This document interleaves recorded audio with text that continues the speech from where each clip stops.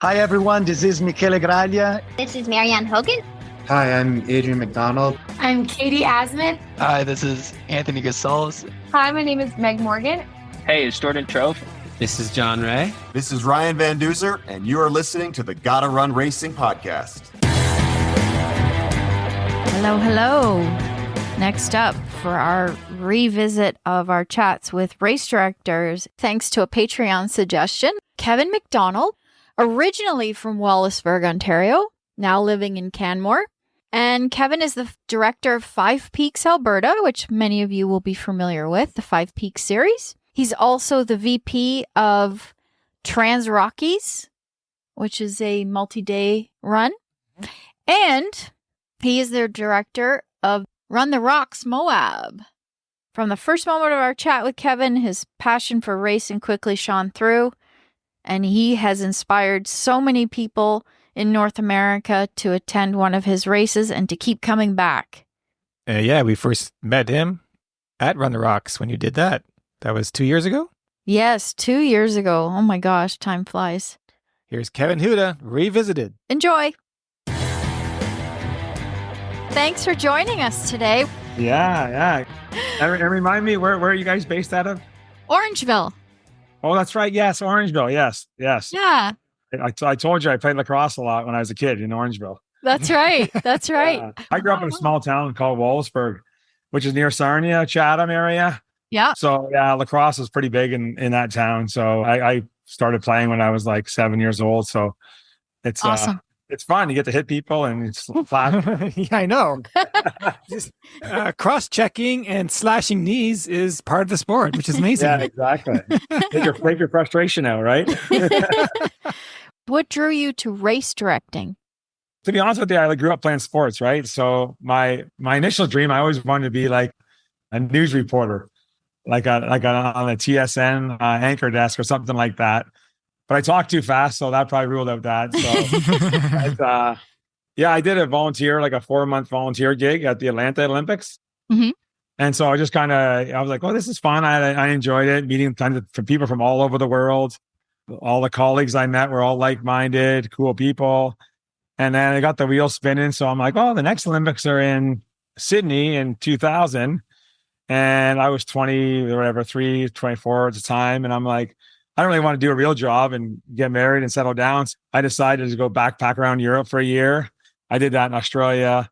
And I got a job in the Olympics, not with like the organizing committee, but with an event marketing company in Sydney. Mm-hmm. And then we did all the promotion for Samsung. They were one of the big clients. And so I'm like, okay, I got, Atlanta on my resume. I got Sydney. And then I got back from that around the world trip. I had no money, living with my mom and dad. And then mom's like, well, why don't you apply at the Canada Games in London, Ontario? Because that'd be cool. Put my resume in and got hired at the 2001 Canada Summer Games. Mm. Then it just started snowballing from there. That was a year-long contract. That ended. And that's when I got that job as event director at that company in Toronto. It was called 24 Hours of Adrenaline. Okay. Yep. Yeah. So we had a big race at Hardwood Hills. Yeah, for sure. I remember that. At the time, it was a huge company. We had like 2,600 riders. Yeah. Hardwood Hills, 1,500 in Canmore. So that was kind of cool because then we had 12, 13 events all over North America. I was on an airplane every other week in the summer flying into different spots. So I'm like, oh, this life is kind of cool. Yeah, this life. And I just kind of started snowballing from there and kind of been involved ever since And then with TransRockies, I've been there since 2008. So quite a long time. Then I also do the Five Peaks series in Alberta as well. I don't know why, but it's like Alberta has 10 events, even though it's not that big of a province as far as population wise compared to BC and Ontario. But so I race direct 10 events in Alberta for Five Peaks. Yeah, pretty busy with all the Five Peaks and TransRockies pretty much every single weekend in the summer. I'm doing some sort of events. Yeah, crazy busy summer. And then kind of chill out in October, November, December, then it ramps up again in January. Back at it. Yeah. Speaking of Five Peaks, what challenges do you have between Five Peaks and a multi-day race? No, that's a great question because my buddies who work at the stage races, they help me out at Five Peaks. And we feel that Five Peaks is actually harder than a multi-day race because everybody gets there in the morning, right? And they got to pick up their bib, and then so it's just everything comes at you like so fast, and And then the distances are short. So it's like a 7K to 10K. And next thing you know, we do the kids race. We get them. We make sure all the kids are accounted for. And then we do this. Then we send out the enduro people. Then we send out the sport people. And then next thing you know, I go to we have this little finish line catering area where all the foods. I grab a couple 2-bite brownies and a drink. And next thing you know, the first sport runner's coming down the hill, and they're like, oh, and then you got to do, you announce. I do the announcing for Alberta. So it's like, next thing you know, they're coming down the hill, and then you got to do the awards. And it's, oh my God, what just happened there? It's just like, you got 4 hours, 5 hours just packed in like crazy, right? Where stage racing, it's kind of, it's more, okay, we do registration the night before, and it's, people are a little more like, it's a little more chill, right? So chill and relaxed. Out for 5, 6K, they're going out for 15, 20, 30K, right? But actually, having said that, stage racing, well, TransRockies Run in particular, because you're moving every day, that's the hardest thing ever, because you got to pack up 500 people and their bags and their tents and the food and the shuttle buses. And we have 150 crew members, making sure no one goes in the ditch with one of the 40 vehicles that we rent and all that stuff, right? So that's a different kind of stress too, right? Yeah, for sure. Well, we have a secret on when we do our events. Dark glasses, don't make eye contact with anybody. Tunnel vision. Only the short events. Because you're so right. You nailed it. I can't believe how fast 4 hours can go when it's a 5 or a 10K. Yeah. Total head spinner. Yeah. But having said that, though, the reason why I like events is because of people, right? Like that's what I like. I like meeting people, and you get to meet lots of cool people. And so, yeah, I probably talk too much so my buddies joke, they say at TransRockies Run, they call me the social coordinator, because I just talk to all the runners, and because I traveled all over the world, everybody has a story, and where are you from? Oh yeah, England, Croatia, New Zealand. I've been to all those places, so it's kind of cool to have a similar connection, right? So it's a good way to get the friendship off to a good start, right? When you visit their country in South Africa, they don't believe you at first, right? And exactly. Like, yeah, I've been there. Yeah. No, you took off one of the questions that we have for you later, the fact that every runner has a story, and it's so inspiring. And then when you find out someone traveled specifically to come and do your event, it's such a rewarding experience. And we take the time to talk to people too, because you want to know what drew them to your event. You want to know what it was about that particular race that brought them to the event. I think it's so important to engage. Norm was kidding about the sunglasses thing, by the way, but it's so true. Hearing those stories or getting that email after the event saying, you know what, that was my first race and I'm inspired to do it a longer distance next time. I think that's what keeps us going, right? Yeah.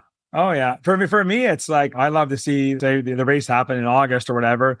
I love to see like the next April, 6 people who met at TransRockies Run are doing rim to rim to rim. They didn't know each other. And then they're doing all these cool adventures all over the world. And people always say, you meet lifelong friends. And I know it sounds corny and cliche-ish, but it's like people say, oh yeah, that changed my life, going to those events and meeting friends that I didn't have before that are all like-minded. And then now they go travel all over the world and do different races all over the world. So it's kind of cool to see that on our social media platforms, where people meet at TransRockies Run or other events, and they hook up somewhere new. They got a couch to stay, and that's right, New Zealand or wherever, right? So and that's another thing why I like people, because I never have to pay for a hotel. Has anyone you've known that done a 5 Peaks 7K, and then did TransRockies years later? Has that? Oh yeah, we have people. This is crazy, but we have people at TransRockies it's their first trail run ever. No. Yeah, I swear to God. Yeah, I can't believe it. Yeah. Wow. Yeah, that's intense. Yeah, that is intense. And we're finding too with trail running. For example, I did Ironman in 2013, right? And you didn't really meet a lot of trail runners during Ironman at that time. And now the Ironman's basically, I mean, it's still popular, but not as popular as it used to be. I think. I don't know for sure, but. And now they're like, you know what? I've done 6 Ironmans. I need a new challenge.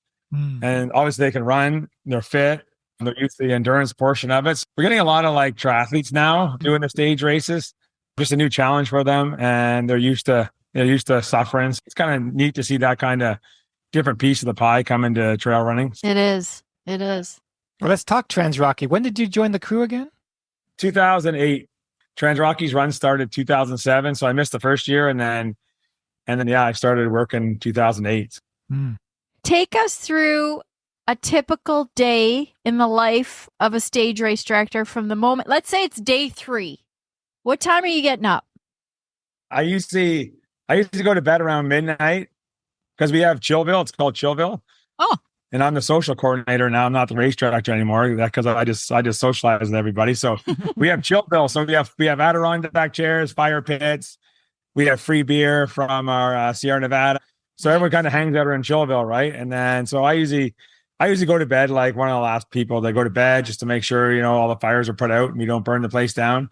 Yeah. And then I get up around, 4:30 because the caterers show up at 4:00. Mm-hmm. So I just make sure they got everything they need. And then I have a Sprinter van, so I just sleep in that.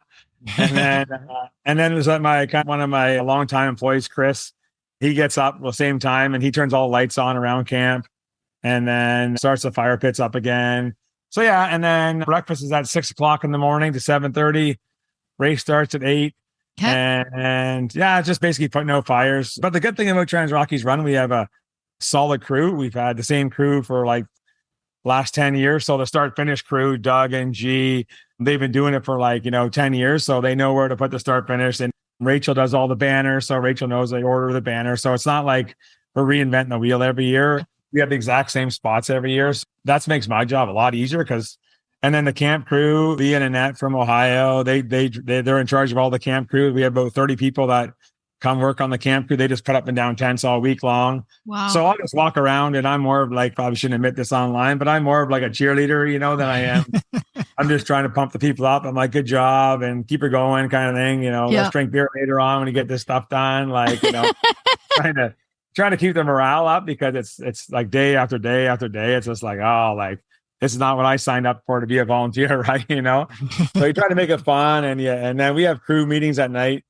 And then I give out I have a hard hat I bought, 12, 15, a long time ago.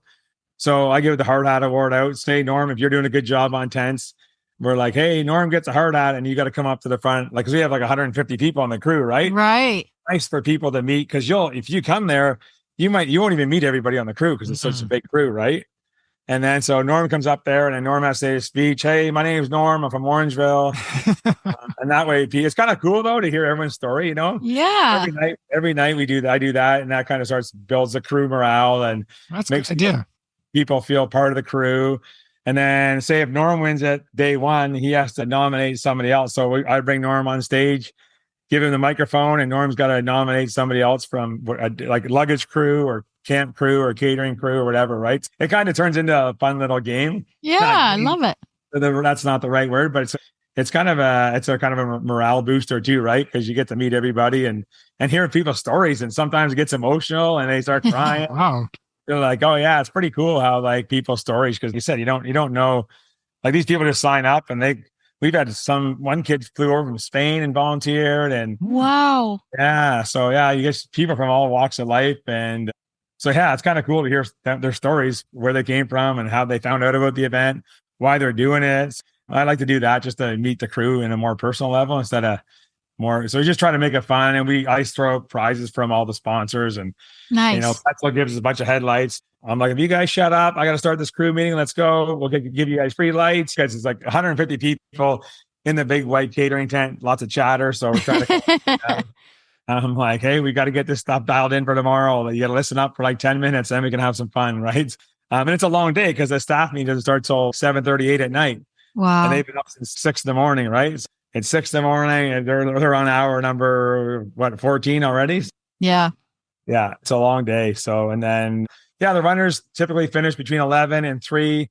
And then I'm just making sure camp gets set up because basically I want that there. But like I said, the camp crews comes back year after year.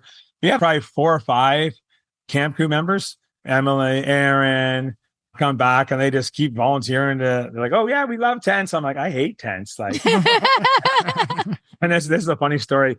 I always love this story because I hate doing tents.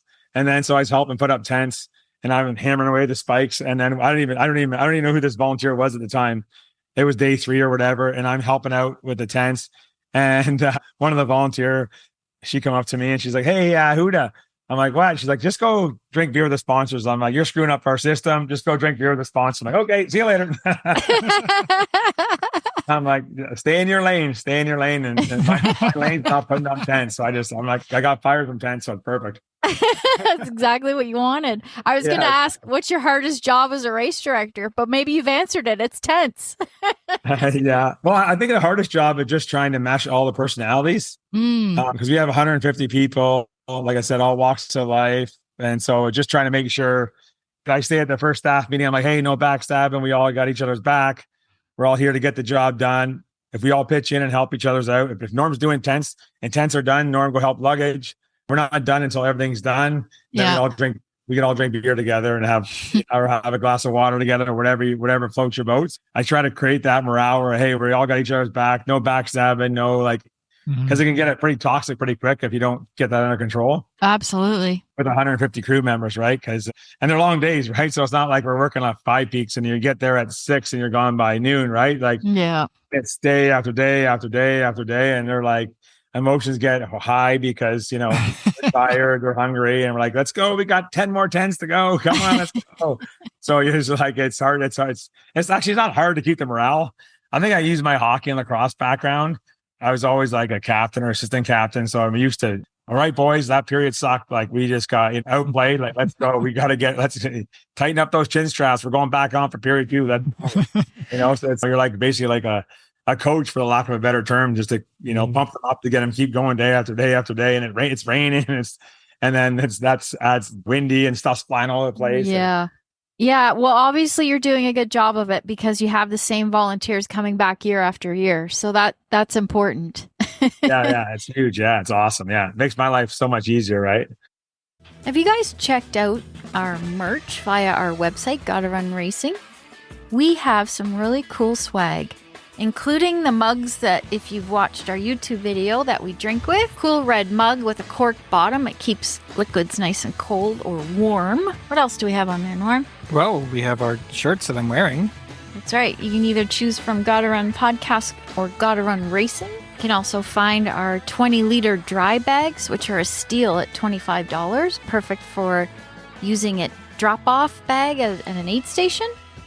We've got flasks. We also have cooling multifunctional neckwear, which is a fancy word for a cooling buff. Has the GottaRun Racing and Podcast logos on it. Not to mention, we have the affiliate links for the 3 companies, for the 3 brands that we are affiliated with, that being Air Relax, Compression Therapy, Caffeine Bullet, and Kinesis Sunscreen. So by following those links, you can access exclusive discounts. So do check that out. GottaRunRacing.com. And it's turned into a bit of like a family reunion, all the crew.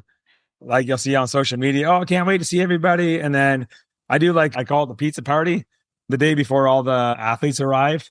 I get the fire pits going and in Chillville, and we order pizza. We got all the drinks going. So everyone it's an informal gathering.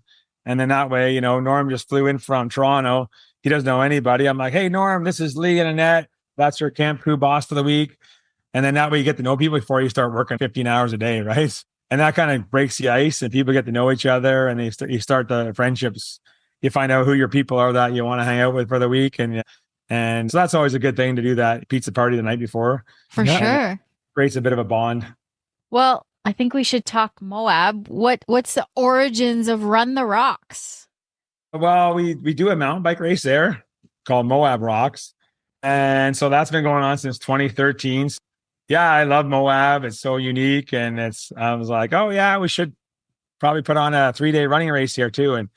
And I got so busy that I was like, I just kind of kept putting it aside. And then I called up, actually all these people actually work for me. They do all the media and social media stuff for me at TransRockies Run. I'm like, hey, I just rented an Airbnb in Moab. Meet me in Moab at the end of June. We're going to spend the weekend in Moab, just running around and checking out some trails. And then we kind of used some of the trails we used for a mountain bike race. So like day 2, Gemini Bridges, we started that course in 2013. It's just pretty much the same for a running race. And then we had a good relationship with the BLM. Todd's in charge of the Bureau of Land Management. Talked to him. Hey, if we do this work, will you permit this race? And he was like, yeah, you guys are good. You guys are good people to work with.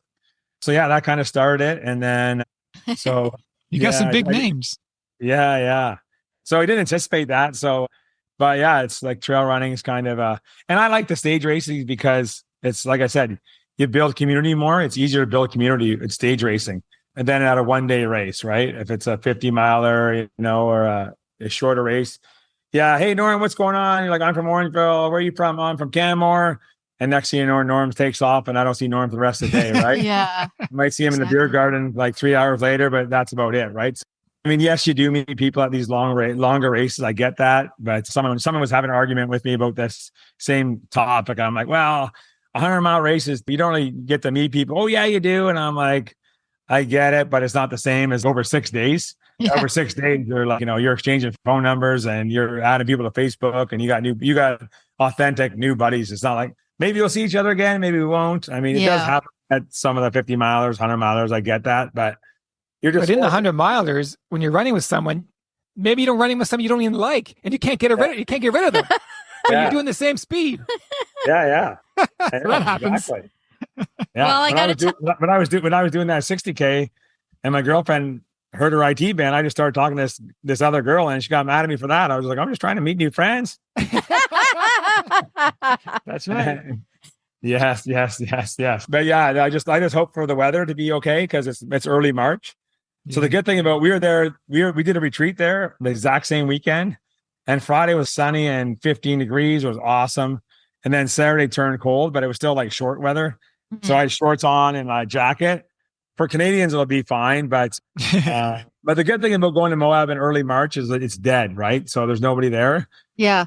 Well, Moab can be a bit of a gong show. Like if you go there end of March, April, and May is crazy, right? And I'm talking like you can't even get into. I'm exaggerating, but the restaurants everyone's lined up and they're dealing with like shortage of workers, and so it's kind of good that it's early March, so people they can walk around and go into any shop, and it'll be quiet there. Let's hope for half decent weather because I know I lived in Ontario. I know in March we can get some nice warm weather too. Actually, I remember doing a triathlon camp in Tucson, March, and the weather was nicer in Toronto than it was in Tucson. Can you share a memorable moment in one of your events that you've directed that comes to top of the list? Yeah, I think for me, there's a bunch of them, and then it always comes back to those people who didn't think they'd ever finish TransRockies run, whether it be the 3-day or the 6-day, and seeing them come across the finish line with tears running down their face, how excited they were to come across the finish line, and that happens every year, and it just kind of gives you the reason why you do it, and because people are doing these things that they never thought was possible, and it feels like every year we get more weekend warriors than we had the year before, and people just sign up on a whim and don't really know what they're signing up for. And they fly to Colorado and they're like, I'm just going to do a trail run here. And it turns into be more than they bargained for. And, Myrna, I don't know if you know Myrna Valerio.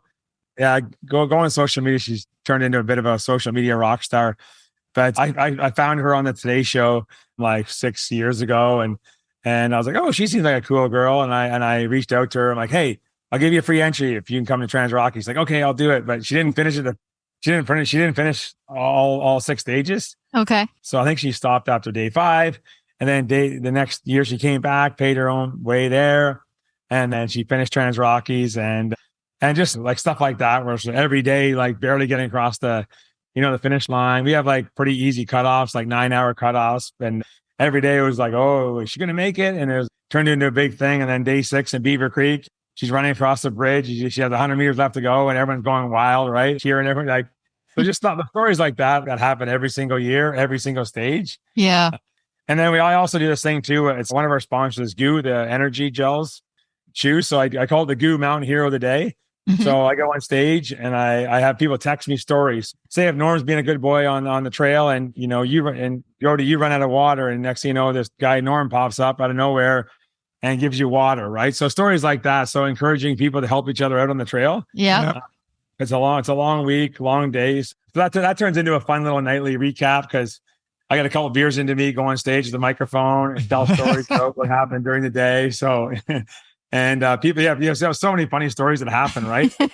From the time you get up from your tents to breakfast, to the porta potties, to the shower trucks, there's just so much stuff that goes on over a 6-day race, right? It's hilarious, right? It is. It And you is. find out, I've been doing it for 14 years, and I find out stuff that I didn't know happened, 10 years ago, last year. Yeah. It's like, there's so many people, right? Because we have 400 runners, another 150 crew members, plus all the sponsors. There's like 600 people camping every night. So it's a little tent village, right? So, Yeah.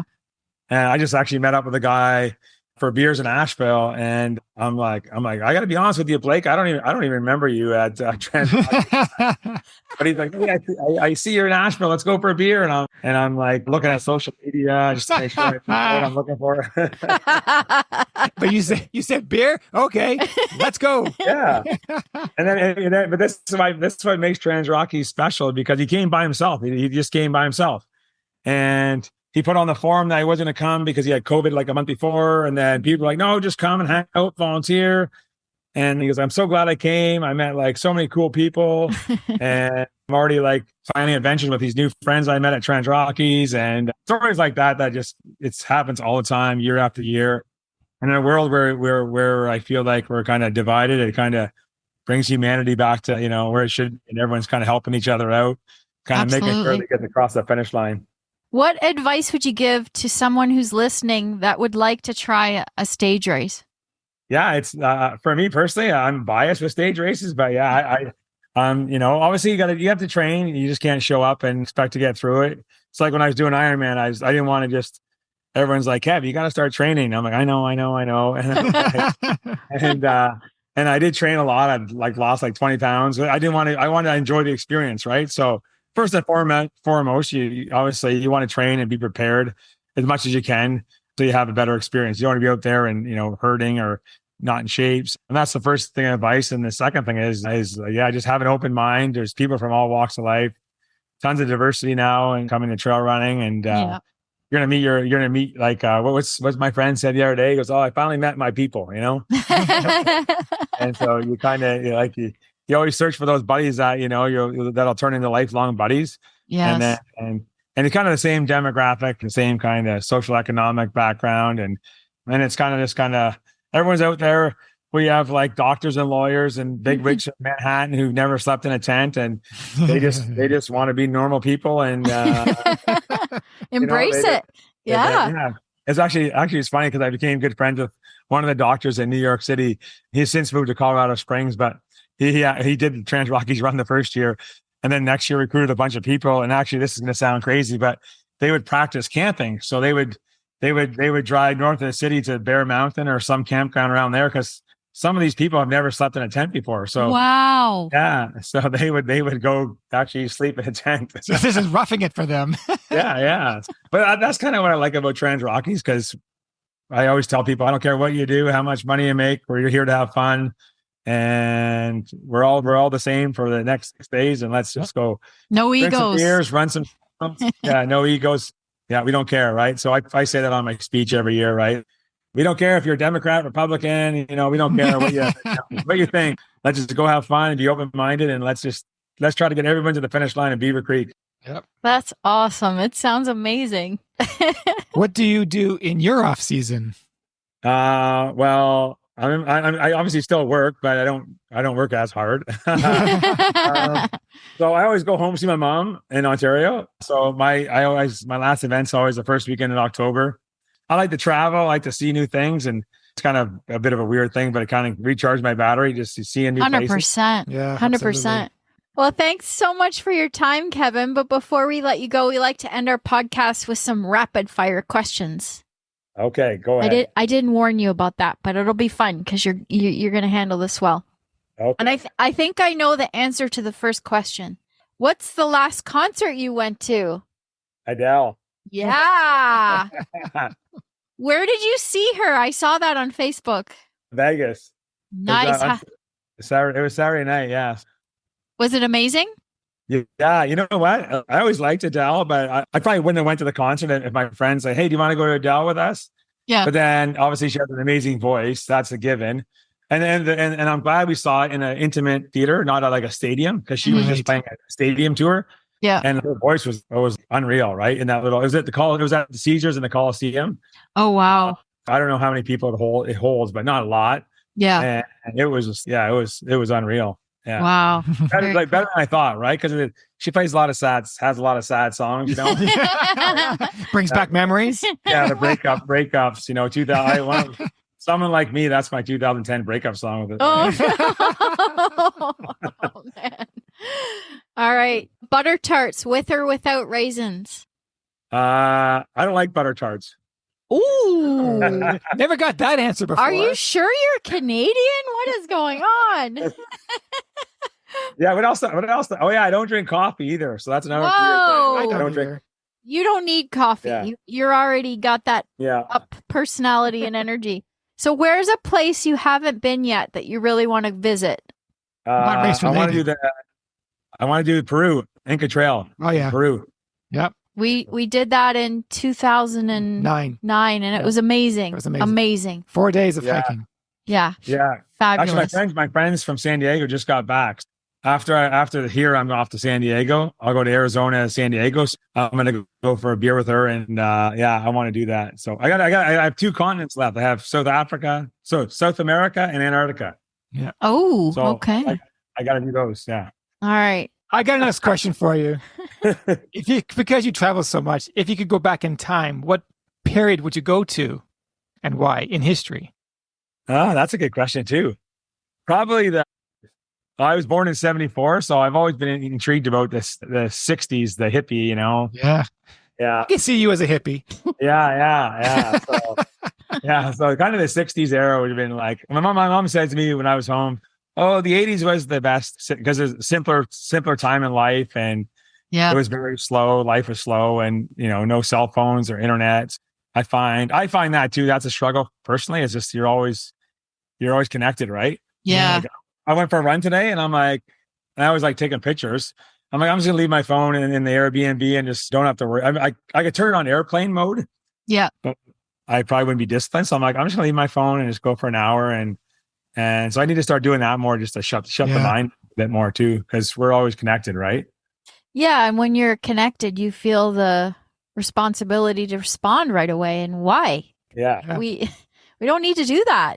Well, I think people want now they know, hey, Houda, I know you got your phone. You're on Facebook. I see you on Facebook. And they know, right? Yeah. It's just like, oh, it's 8:00. I don't want to talk about stuff. I just want to chill out right now, right? Yeah, that's a bit of a struggle. I can see you at Woodstock, the original one, having the time of your life.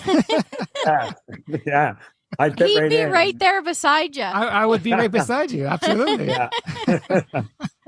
Awesome. It's just a fun, like, I don't know. I just felt like the world was very cohesive and fun, and yeah. Much you didn't have simpler. all the outside noise all the time, right? Everyone just did what they wanted to do, right? Yeah. Awesome. Well, thank you so much. Thanks for having me on, and play safe in the snow in Toronto. Absolutely. Awesome. Thanks, you. Kevin. All right. Thanks for having me on. Okay. All right. Have a good one. Okay. Take care. Bye. Bye-bye. Wow, he was a lot of fun. So much energy. Yeah, Love we it. like energy. Yeah. And he has lots of stories after how many years of directing? 12, 13? Yeah, about that. 14? From 14. from 5 peaks without able to breathe to TransRockies, where he can be a little bit more chill. Chillville. Chillville. I want to go to Chillville. Can we go to Chillville? Yeah, of course. Yeah. Sounds like a ball. Yeah, that's the Moab Run The Rocks. Come beginning of March. That's right. It's not that far away, really. It's coming fast. Oh my gosh. All right, till next time. We are your hosts, Jody and Norman. If you've enjoyed the show, please leave us a rating and review on Apple Podcast or wherever you're listening. Please visit our website, GottaRunRacing.com for more details, and join us on social media at GottaRunRacing on Facebook, Instagram, and Twitter. You can support our channel by joining us on Patreon. All of the links can be found in the show notes. Thanks for listening, and see you next time. Cheers.